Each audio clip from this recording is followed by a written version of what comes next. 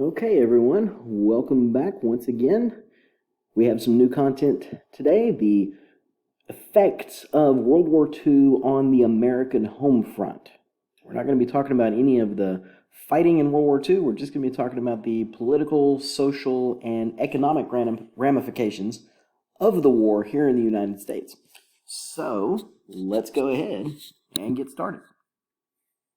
All right, so probably the biggest impact of World War II on the United States is it brings about the end of the Great Depression. When World War II begins, even in 1939 when the war begins, production of war materials starts to ramp up. But after the United States joins the war, we put our economy on what is called war footing. Everything in the United States is dedicated and designed to winning the war. So everything all of a sudden becomes about the war. In the United States, there's going to be just huge changes that there's nothing we can compare it to today. In manufacturing, the automobile industry is going to start producing war materials. Ford converts his auto plants from making cars to making everything: planes, tanks, jeeps, the large artillery guns, you name it. The assembly line plants were perfect for this. Other industries convert over to making those war materials as well. I remember several years ago seeing a World War II M1 rifle, which had a stamp on it that said it was manufactured by IBM. Okay? So everything becomes about the war effort, and so unemployment drops to below 2%. That's kind of a natural unemployment as people, quit jobs to go look for others. Another change with the economy is industries are going to start opening up new factories and new plants in areas of the country that they hadn't really done that before. The South and the Southwest. The oil industry is going to start opening new refineries along the Gulf Coast. And so today, something like 90% of all oil in the United States is refined between Corpus Christi, Texas, and New Orleans, Louisiana. And that shift begins during World War II. The government actually encourages businesses to build new plants. They want new, modern, efficient plants as opposed to refurbishing older ones. And so the government's going to offer incentives to businesses to build new factories.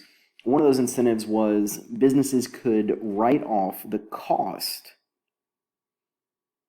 of building a new factory. They could write off 20% of the cost every year on their taxes for the next 5 years. And what that means is if you take the cost of a factory that's, say, $100 million, this year I get to write off 20% of it, so that's $20 million. Next year I get to write off another $20 million, and so on and so on. After 5 years, I have saved in taxes what the factory cost me. So essentially, the government is paying me back, if you think of it that way, for building the new plant. Another thing that happens with the economy during World War II is the people are going to have to ration. This is mandatory. This is different from World War I.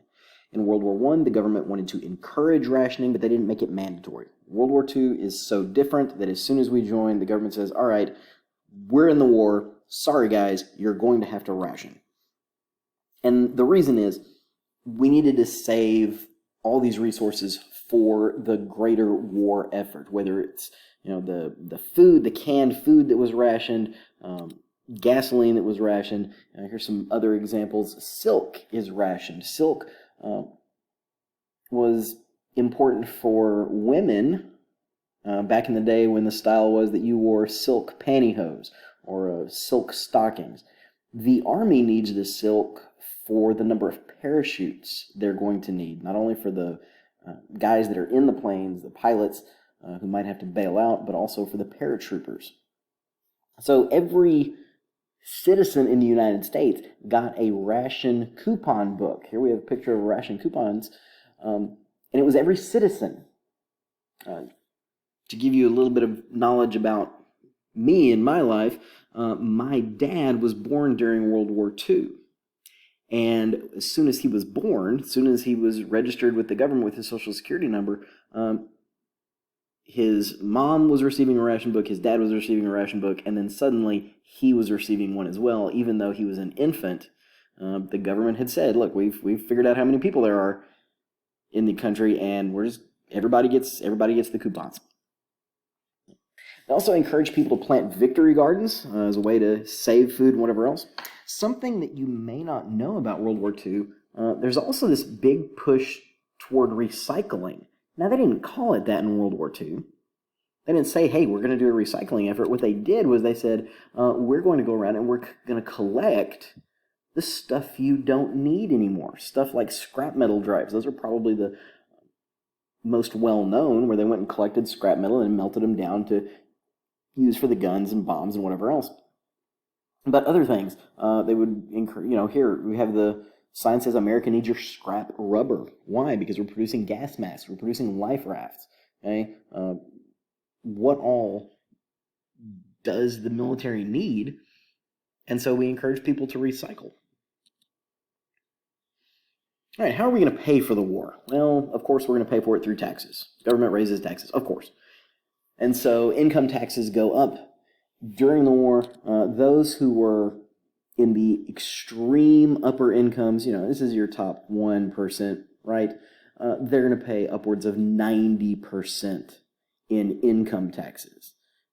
Now, these are people that can afford it. And today, if we were to do that, there would be, complaints and you'd be protests probably from all walks of life, whatever. World War II is different. In World War II, the people are, I don't want to say happy to do this, but they understand that the point of this is to win the war, because we have to win World War II from everything that is going on, everything, and even as we find more about it. Okay? When the war begins, we don't necessarily know or understand the Holocaust yet. As we find out more, it becomes imperative we have to win. Government is also going to raise money through selling victory bonds, liberty bonds, war bonds, whatever we want to call them. These are loans that individual citizens gave to the government. We take our money, we go out and we buy a bond from the government, and the government promises us that in 10 years they will pay off the bond. Usually you get about double what you put into it. So this is a financial incentive for us to support the war effort. We're rationing things, so as people are getting back to work and they're making money, you don't have the ability to spend money on anything because there's nothing out there. So what else are you going to do with it? Loan it to the government. We want to win the war. Plus, it's basically a pretty good investment. Government is also going to use something called deficit spending to help pay for the war during World War II. What government spends, what deficit spending is what government spends money that it doesn't really have. It's almost like they're writing a check telling manufacturers, look, you know what we're good for, we'll pay you back later. They finance deficit spending through issuing those war bonds, issuing bonds in the future. Imagine it like a big government credit card. Now, let's leave the economics and talk about society. Let's talk about advances for women. Women in World War II, the biggest thing is those women who go out and get those available jobs to support the war effort. During World War II, over 6 million women go out and join the workforce. These are women that really had not been in the workforce previously. They're not women that lost their jobs during the Depression and just been looking for something. They're women that in their life they had not planned on getting a job. Maybe they had a job and they got married and so they quit. So these are women who go out and they join the workforce. 2.5 million women are going to get involved in heavy manufacturing. This is heavy blue-collar work that prior to World War II, we would have said as a society, women cannot do that. Either because we don't believe in them or we don't think it's physically possible to do it. These are women who are going to be riveting ships together, welding planes together, building the big bombs. 2.5 million women get involved in that. So that's a huge, huge number. And all of these women, but especially these that are involved in heavy manufacturing, are represented by Rosie the River, she's the one in the background. I'll bring that up for you so you can see a better image. This is kind of one of the popular images of World War II. And we can do it. We can all pull together and win the war. Women can do it in the workplace. They can do these jobs that society had previously said that's something you're not able to do. Now here's the deal. Just like World War I, in World War I we encouraged women to join the workforce as well. Just like World War I, we expect these women to leave these jobs after World War II. You've done your patriotic duty by getting a job and helping the war effort. Now do your patriotic duty and go home so all these men can have jobs. That did not happen. We will talk more about that when we get to the 1950s and how all of a sudden women were working outside the home. And so maybe that change was the result of women spending several years in the workplace and figuring out how to balance work and life. Another thing for women is their mobility around the country and then from occupation to occupation changed. More than 7 million women relocated around the country for new jobs, whether it was women who left their parents' house to go get different jobs in the manufacturing places, or women whose husbands were in the war that they relocated while their husbands were away because there were available jobs in other places. Now, another side of this is there's also an increase in what we call latchkey children. Latchkey children are kids who they end up being left home alone. And usually during periods in the day when you would expect that a parent would need to be there. If you're a teenager watching this, you're not really considered to be a latchkey child because you're probably old enough and you can take care of yourself. But we're talking about kids who are younger and younger. The reason they call them latchkey children is it's the idea of in the morning we tie a string around their neck with a house key on it.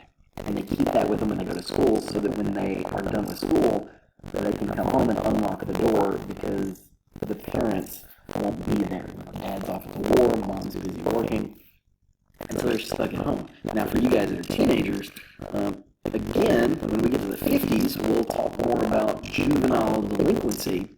We'll mention it. But the first actual use of the term juvenile delinquency on a police report in the United States happened during World War II. Juvenile delinquency is kids without supervision doing stupid things.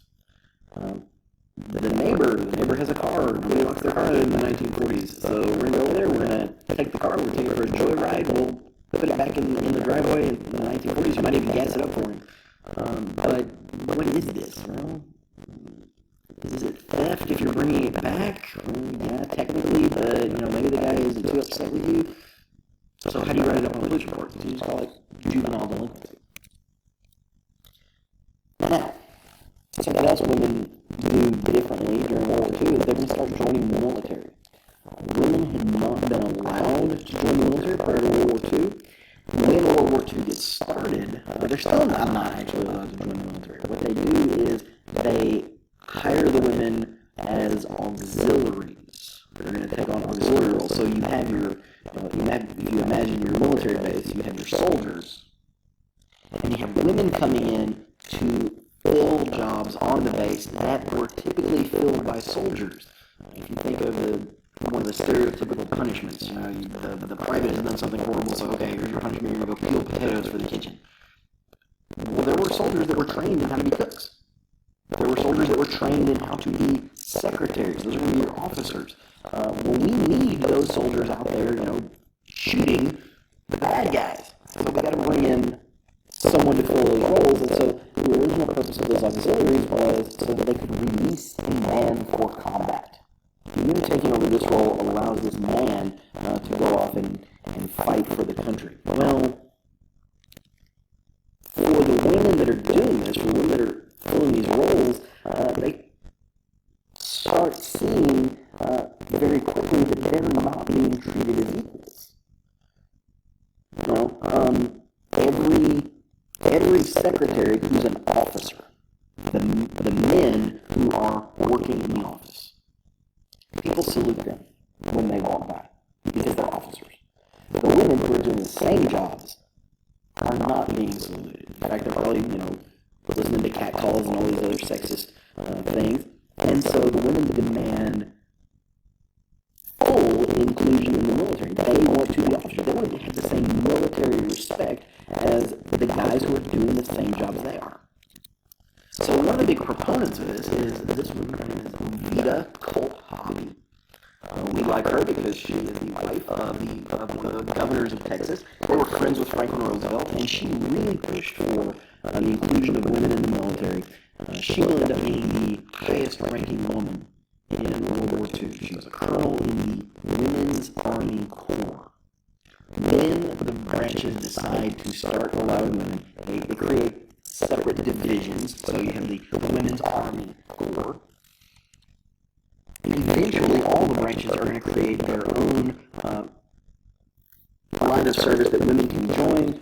There's several of them right here. The Navy created what they call the WAVES, Women Assigned to Voluntary Emergency Service. Each one of these things has an acronym. Acronym for the Coast Guard with the SPARS, the Women's Air Service Pilots. These are all wonderful acronyms. The Marines come up with the Marine Corps Women's Recruits because they're Marines. They don't have time for cute things. Anyway, they all include women, and so women serve with distinction during World War II. Well, they don't serve in combat. I should probably point that out. They don't serve in combat. The WASPs, actually, several of them were killed in training accidents and just air accidents. Okay, so, but they're still putting their lives on the line. Hey, African Americans during World War II, they're going to have increased economic opportunities, increased job opportunities during World War II because all of a sudden there are more jobs. Now, originally, as this cartoon shows us, they faced discrimination. Right here are discriminating employer and the two types of workers that they didn't want to hire.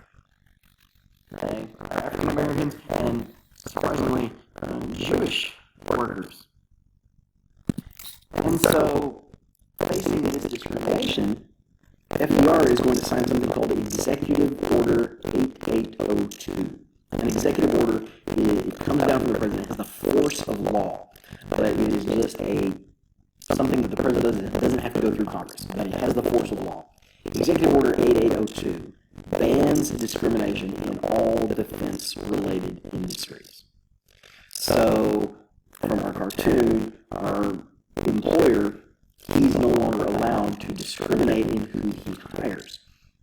And what FDR is going to do, FDR is going to take a very broad definition of what a defense-related industry is. And so, we're looking at just Jeeps. Is the rubber industry a defense-related industry? Yes, of course, because we need the rubber for the tires. Is the gas industry a defense-related industry? Yes, because we need that for the gas for the Jeep. What about the cotton industry? Yes, it is, because we need the cotton to stuff in the seats in the Jeep. And so, if it went into the construction of something that was defense-related, FDR would say this is a defense-related industry. You can criticize it. FDR does a lot for African Americans, but he doesn't, he doesn't go all the way. And you can criticize him because he didn't do everything he could have. Personally, I think he pushes the boundaries as far as he can, and I think he sets up the future presidents to push those boundaries even further. The government's also going to create something called the Fair Employment Practices Commission. What happens if we have an employer who's discriminating? This government agency is going to investigate those allegations of discrimination, and if found to be true, they will fine the employers to the point where it's way cheaper just to hire equally as opposed to trying to pay some fines. Now, if you're you're African American in 1941, 1942, there was within the African American community a question that was debated whether or not they should be supporting the war effort. After all, what we are asking them to do is support a military that is going over to Europe and to Asia to fight an enemy that is denying people their rights. And especially if you're in the American South and you're African American, you are not given the right to vote. You are not allowed to sit in the same places. You are being discriminated against. And so what is the point of fighting for someone else's freedom when you're not given that same freedom here at home? One of the guys who openly questions this is a guy named A. Philip Randolph. And he is going to help start this thing called the March on Washington movement. In 1942, he plans and publicizes a March on Washington to demand civil rights protections for African Americans. Now, even though this was a popular thing, even though this was talked about a lot, the March on Washington during World War II doesn't happen. Other African American leaders are able to convince him and others that this would look a little bit unpatriotic. But still, there was that push for civil rights protection. FDR, like I said earlier, I think he does as much as he can. He would integrate military bases. And the military at one point during World War II, they're building new military bases, which of course they are, and they are asking for more money than FDR thinks is necessary. And it's like, why are you spending so much money? And they said, well, because we have to double everything. We have to have the base for the white guys, and across the street we have to have the base for the black guys. And FDR said, that doesn't make any sense. Put them on the same base.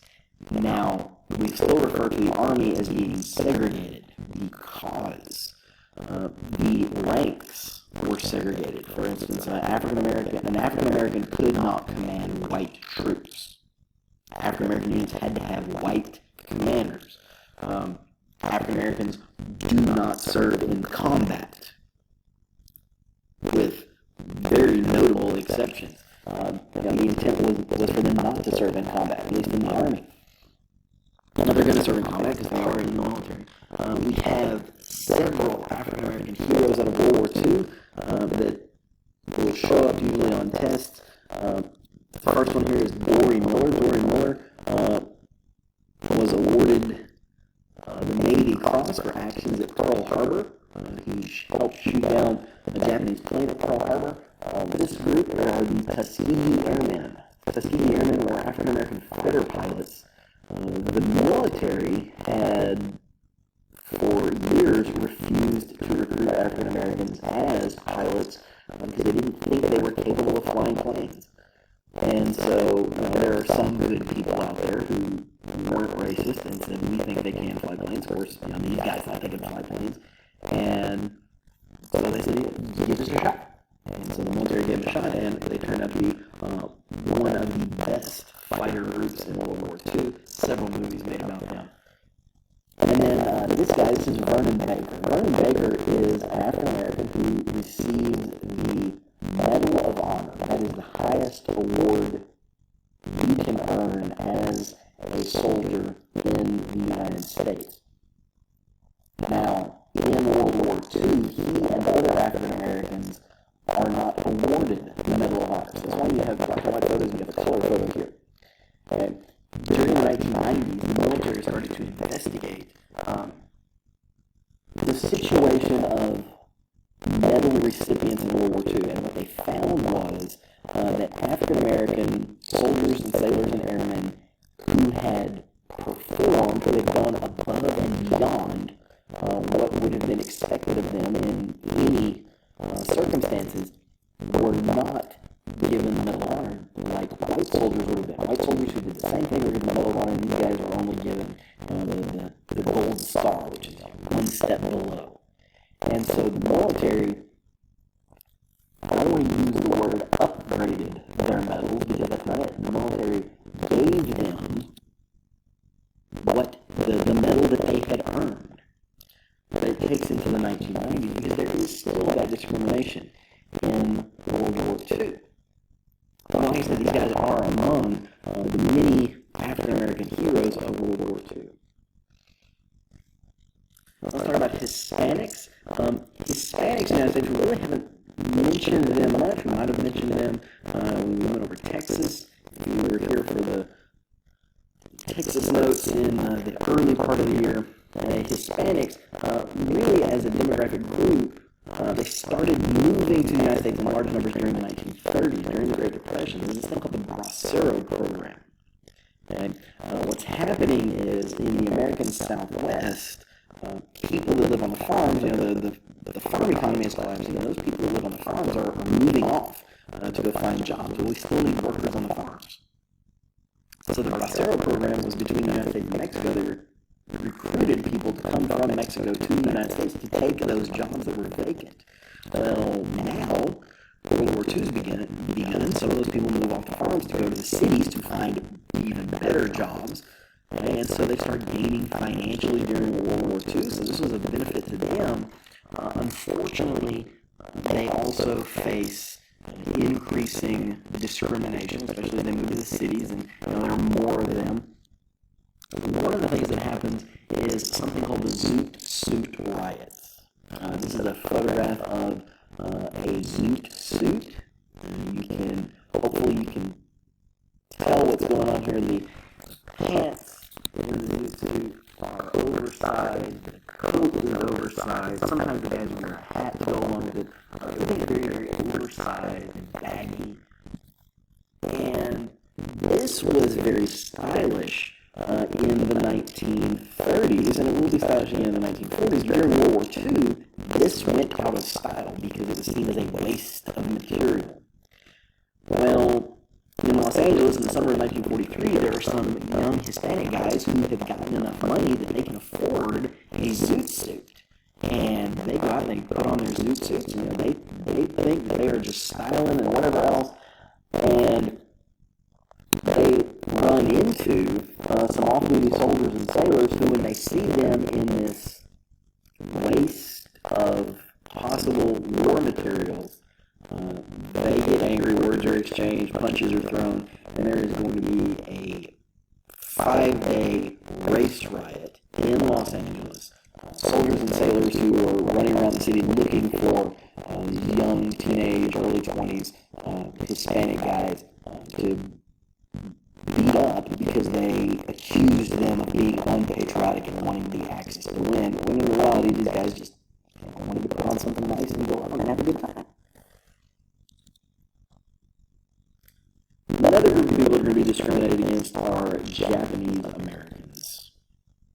And they get discriminated against pretty quickly when the war starts because, of course, Japan is the country that attacked us that led to our joining World War II. FDR is going to sign another Executive Order 9066. He does this in February of 1942. Since December of 1941, when Japan attacked Pearl Harbor, there's been pressure put on the government to remove a dangerous threat. That dangerous threat are people who are of Japanese descent. Okay?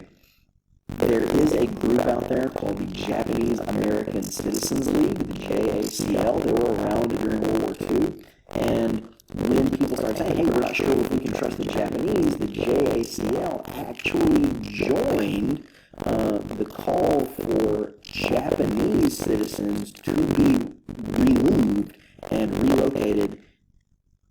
Eventually, the government is going to say, no, not just Japanese citizens, the immigrants who came over here and never became American citizens. We're going to move their kids too, and their grandchildren, and whoever they are. It includes the JACL, Japanese Americans. This is Japanese American citizens. And so they are forced to give up their homes, give up their businesses. Some of them, they had to have what we call a fire sale. Hey, everything must go, and it's got to go now, because they had to get rid of it because they're fixing to be forcibly relocated into these things that we call them internment camps. It's a nice sanitary name for concentrating a group of people in one place where you can keep an eye on them.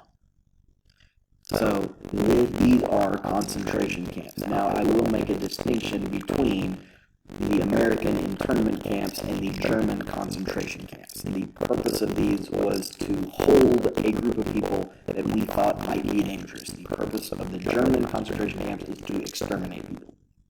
So, huge difference. In fact, the average length of stay for the Japanese American citizen in an internment camp was 6 months. There's obviously some that stay there longer. They're not going to take this lying down. They're going to sue over this. In 1944, there's a Supreme Court case called Korematsu versus U.S. Mr. Korematsu sued, saying there is no reason I should have to go to an internment camp. This violates my rights. Unfortunately, during a time of crisis, like a world war, the court will tend to err on the side of government. And so the courts are willing to let the government get away with a little bit more.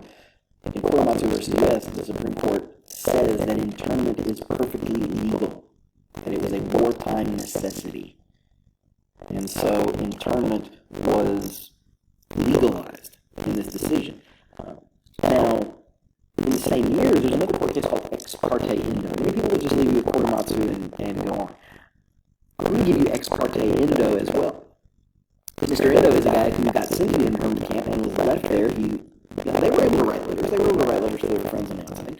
And so he wrote to lawyers who sued on his behalf because they said he was a loyal American citizen. As a loyal American citizen, why was he therefore being held against his will? And so this is decided also in 1944, where the Supreme Court rules that even though Korematsu says internment is legal, the internment of loyal citizens is illegal. And so once the military or the army or the government had decided that this was a loyal American citizen, they needed to be released. In fact, in the internment camps, the military is going to recruit. We need you to go fight for America. You're a loyal citizen. We know that. We just, you're in this camp. Okay? The 442nd Infantry Regiment, which is comprised of Japanese American citizens, becomes the most decorated military unit, not only in World War II, but in U.S. military history for their actions in World War II. So, during the war, we don't always get it right. Alright, we're going to finish up with the propaganda that we see here at home. The propaganda, World War II is a huge propaganda war. If you look at the German stuff, you can tell that, but also here at home. Generally, the propaganda that the United States put out was designed to encourage and support the war effort, get people to join the Army, join the Navy, buy their war bonds. They would put out the flyers, we need your shrapnel or whatever.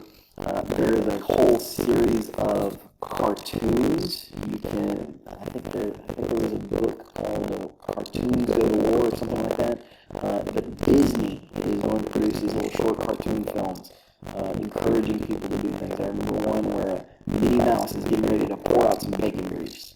And the narrator comes out, don't pour out that bacon grease. Bacon grease can be saved and turned over to the government, and there's a process where they can turn that into ammunition. And also do propaganda like this one. Okay, those people who live on the East Coast were encouraged to buy blackout sheets and turn off their lights when it got dark because there were instances of German submarines torpedoing cargo ships, especially off the East Coast, and they could see the silhouette of the ship against the city skyline.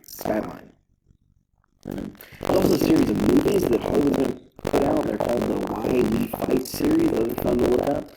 Talking about, because people may not understand why we fight a war. We've been fighting the war for 2 years. Why are we still fighting it? What's going on? Some of those also, in addition to explaining the reasons for the war, they also explain why we are allies with the Soviet Union, who we have been told for the last 30 years, they're the bad guys, they're communists, they're idiots, we don't like them. Okay, they're our friends now. Why? Well, because they're really good people. Those movies are going to come back to bite some guys in Hollywood in the butt later, but that's the 1950s. Government also allows war correspondents to go out on the front lines and embed with the Army. One of the most famous war correspondents of World War II is this guy, Ernie Pyle. A number of these guys, because they are there with the Army, they're not behind the lines. They're up there with the guys that are actually doing the fighting. Some of them began at D-Day, at the invasions of some of the Pacific Islands. Ernie Pyle is one of these guys, and he's actually going to be killed toward the end of World War II. Okay. Now, our propaganda, as we finish up, it's also, there's always a bad side to propaganda. And so one of the things is that there's paranoia that takes hold in the United States. There's spies everywhere. You can't trust anybody. There's the phrase, loose lips sink ships. If you're talking to someone, when do you shop? We're on 5 a.m. in the boat, they get a German, Japanese spy on the radio, the submarine out there, and they torpedo your boat tomorrow morning. Here's this one, don't kill her daddy with careless talk. Oh, poor little girl, don't kill her daddy. Now, our propaganda, the anti-German propaganda, usually what goes down in that propaganda, they're not attacking the German people. They're attacking the German leadership. Now, this may be a generic German figure, but you can kind of tell who it's really important. It looks like an officer, so they go after the upper people. The upper people are bad. They make fun of Hitler. They make fun of Goering. They make fun of Goebbels. And so the ordinary Germans, they don't typically go after them. They're misled. They just don't know what they're doing. Hitler has tricked them. It's unfair to them that this has happened. And so they're portrayed as misled. Now, on the other hand, the anti-Japanese stuff paints all the Japanese with a broad brush. There's no distinction between who's the leader and who's an ordinary Japanese person. They're all drawn in a very stereotypical way. You can see here, a lot of times they're all going to have glasses. Okay? If you look at the teeth, you'll see that. And so, the anti-Japanese material is definitely, by our standards, going to be racist. All right, that concludes the home front. And so I hope you got something out of that. Hopefully, we'll see you with another video shortly.